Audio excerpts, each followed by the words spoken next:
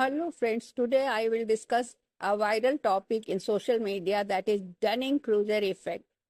Dunning-Kruger effect is a psychological phenomenon in which people with low ability or knowledge in a particular area overestimate their competence, while highly skilled people often underestimate their competence. It was discovered by psychologists David Dunning and Justin Kruger in 1999.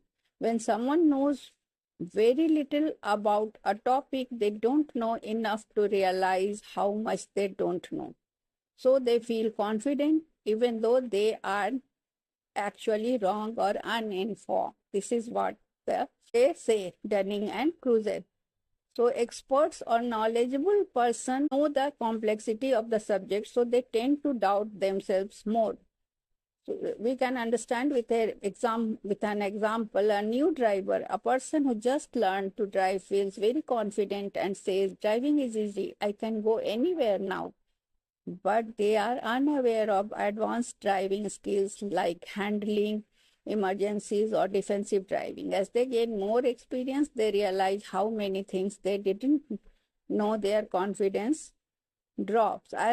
Later, as they truly master driving, their confidence rises again, but this time it matches their real skill. This forms a curve, which is ignorance leads, then overconfidence, then realization, and the true expertise. It is shown in Dunning-Kruger effect diagram, where confidence is shown on y-axis and knowledge on x-axis. So in the peak of Mount Stupid, it is said that I know everything about that. Then comes valley of despair. It is downward. So then when he learns, he starts realizing that is slope of enlightenment. Now I understand how much I know and I don't know.